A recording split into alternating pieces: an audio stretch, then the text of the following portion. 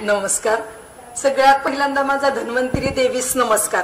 आणि इथं बसलेल्या धन्वंतरी देवीच्या रूपात असलेले सगळे डॉक्टर की ज्यांच्यामुळे आज मी इथं उभी आहे. माझं 2015ला सर्जरी झाली डाव्या पायाची. अशी परिस्थिती होती की मी अजिबातही उभा राहू शकत नव्हते. आणि त्यावेळेला माझा मुलगा फक्त 2 वर्षाचा होता. त्यावेळेला ती आई जागृत होती खूप जोरात. एक मुलगा 8 वर्षाचा आणि एक मुलगा 2 वर्षाचा. समोर सगळा अंधार, काहीही कळत नव्हतं. त्यावेळेला पट्टण शेट्टी डॉक्टरनी सरांसाठी सजेस्ट केलं आणि आम्ही लगेच सरांना भेटलो. तत्पूर्वी मी माझ्या फॅमिली डॉक्टरना दाखवलं होतं, पण काही म्हणजे असं मला त्यातून आउटपुट मिळत नव्हतं.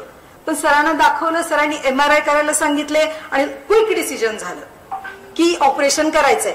त्यातही मी 1.5 महिना घालवला.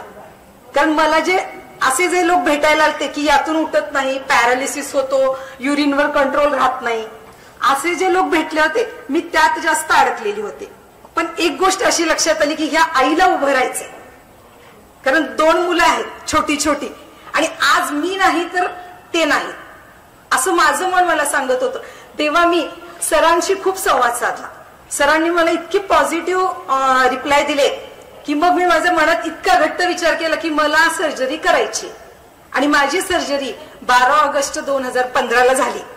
देश स्वतंत्र झाला 15 ऑगस्टला, मी पेन मधनं स्वतंत्र झाली 12 ऑगस्टला. ऍक्च्युली खरं सांगायचं तर कारण त्या स्त्रीला किंवा ज्याला ती वेदना होती त्यालाच माहित असतं त्याचं दुःख काय आहे ते. इतके प्रचंड वेदनेतून जात होते. माझा डावा पाय असं इतका उडायचा आणि ठराविक वेळ झाला की ऑटोमॅटिक खाली जायचा. म्हणजे हे जेव्हा समोर यायचं ना तेव्हा ते नकोसं होतं. ऍक्च्युली आता बोलताना खूप आनंद होतो. या कार्यक्रमाला येताना सरांना मी स्पेशली मेसेज पाठवला होता की सर मी खूप इंटरेस्टेड आहे इथं येऊन बोलण्यासाठी. कारण ह्याच्यात एक असतं की पॉझिटिव्ह थिंकिंग हे सगळं आपल्याला यातून बाजूला घेतात. जर तुम्ही पॉझिटिव्ह थिंकिंग नाही, मी बरी होणार नाही, मी बरी होणार नाही, मी बरी होणारच नाही, तिथं डॉक्टर उपचार करत किंवा काहीही करत. आणि अजून एक मला असं लक्षात आलं की बऱ्याच वेळा आपण जातो डॉक्टरांकडे पण त्यांचं ऐकत नाही. घरी येतो डायट आपल्या मनाचं. त्यांनी सांगितलंय ते ऐकून आलो, दवाखान्याच्या बाहेर आलो, विषय मिटला. डायट आपल्या मनाचे. एक्सरसाइज करत नाही. सगळ्यात मुख्य गोष्ट असते. आज कंटाळ येतो, उद्या कार्यक्रम करून आलेलो असतो, चला आज राहू दे, उद्या पण राहतं, परवा पण राहतं. पण 8 दिवसानं ते पेनिंग जेव्हा बाहेर येतं तेव्हा आपण आपल्याला दोष देत नाही. आपण म्हणतो बहुतेक माझी सर्जरी चांगली झाली नसेल किंवा माझं काहीतरी असं झालं असेल तसं झालं नाही. तर पहिला आपल्याला जे डॉक्टरनी सांगितलेलं आहे ते सगळं फॉलो करायचं. सगळ्यात पहिला डाएट पासून आपल्या बाल्कनीत येणाऱ्या सूर्यकिरणाचा सुद्धा आपल्याला फायदा घ्यायचा. थोडेसे तिथं 15 मिनिटं बसायचं, व्हिटॅमिन मिळून जातं. त्यासाठी स्पेशली पैसे द्यायचे नाहीयेत आपल्याला. हे सगळं जेव्हा आपण आत्मसात करतो आणि हे जेव्हा करत जातो तेव्हा सुंदर आयुष्याचा आनंद घेतो आपण. आणि डॉक्टरांच्या विचारांच्या सोबत जेव्हा जातो तेव्हा आज मी इथं उभी आहे हे मला सांगावं असं वाटतं. आणि असेच माझ्यासारखे भविष्यात जर कुणाला त्रास होऊ नये आणि जर झालाच तर मी राहुल चौधरी सरांनाच सजेस्ट करेन. हे निश्चितच आहे. Thank you very much. कारण माझ्या 38व्या वर्षी वयाची ही सर्जरी झाली आणि माझे मामे सासरे म्हणायचे एव्हरग्रीनला काय झालं. कारण मी इंटिरियर डिझायनर आहे. स्वतः नेहमी फिरत असते, चढत असते, उतरत असते. आणि जेव्हा मला त्या पोझिशन मध्ये माझ्या मामे सासऱ्यांनी बघितलं तेव्हा ते जास्त हर्ट झाले. तेव्हा त्या 80 वर्षाचे होते. ते म्हणले माझ्याकडे बघ आणि तुझं काय. माझे सासरे आज 86 वर्षाचे आहेत पण अजून 1 एकर शेत स्वतः बांधतात. म्हणजे मग तुला काय झालं. पण मलाच माहित नाही की मला काय झालं. मी केव्हा कॉलेजमध्ये असताना पडलेली. म्हणजे हे कधीही काहीही निघतं. आज असं आपलं लाईफस्टाईल राहिलेलं नाहीये की मी हे केलं म्हणून हे झालं. असं लाईफस्टाईल आपलं आता राहिलेलं नाहीये. तर आपण ह्या सगळ्यातून जात असताना फॅमिली सपोर्ट जो असतो तो माझ्या फॅमिलीने मला खूप चांगला दिला. मी सरांशी यावर चर्चा करायची. आणि एक गोष्ट मला अशी सांगावीशी अजून वाटती की डॉक्टर आणि वकील यांच्यापासून कधी काही लपवायचं नाही. म्हणजे सगळ्या अडचणीतून आपण व्यवस्थित बाहेर येतो. या जर 2 व्यक्तींपासून आपण काही नाही लपवलं तर असं आहे. मी माझे फॅमिली डॉक्टर असो अथवा चौधरी सर असो त्यांच्याशी खूप चांगला संवाद असतो. वेळोवेळी अडचण आली की मी त्यांच्याकडे जाते, माझ्या अडचणी सांगते आणि त्यातून अगदी सहजरित्या बाहेर येते.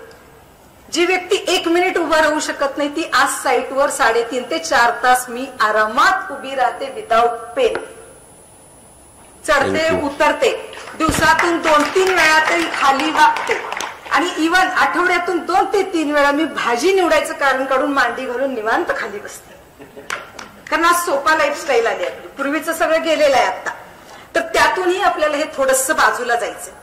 आता मॅडमनी योगा सांगितले, हो ठीक आहे, ते योगा तर इतके उत्तम आहेत की मी आज म्हणेल मी योगावरच उभी आहे. सरांना मी वेळोवेळी सांगायचे, सर मी असे व्यायाम करते किंवा हे मी फॉलो करते. सगळं व्यायाम चुकवत नाही. सकाळचा व्यायाम, संध्याकाळचा व्यायाम आणि 45 मिनिट्सचं वॉकिंग, दुनिया इकडची इकडं मी त्या दिवशीचं ते पूर्ण करणारच. इव्हन मी ऑपरेशन झाल्यानंतर 3-3 महिन्यात दोन्ही मुलांना घेऊन 5 दिवस शेगावला गेले होते ट्रेननं. विदाऊट मिस्टरांना नेलं नव्हतं, मी आणि माझी मुलं. आत्मसात करायचंय मला. शेवटी ते काही जरी करते तिथं परत येणार आहेत, पण मला मी कुठपर्यंत बघायचं होतं. आणि त्यातून मला जी पॉझिटिव्हिटी आली ती मला सरांच्यामुळे ऍक्च्युली मिळाली आणि योगामधून. आज माझा छोटा मुलगा सैनिक स्कूलला आहे. सरांनी मगाशी मेडिटेशन सांगितलं आणि नीवर सांगितलं, तर तिथे त्याला सैनिक स्कूलमध्ये ते शिकवतात. नी जॉईंट सरांनी सांगितल्याप्रमाणे नी जॉईंट त्याला आता सैनिक स्कूलमध्ये शिकवतात. तो 5th ला आहे आता. तर आणि सगळ्यात मोठं म्हणजे तुमचं मेडिटेशन, फुल्ल मेडिटेशन असतं त्याचं सकाळी आणि संध्याकाळी.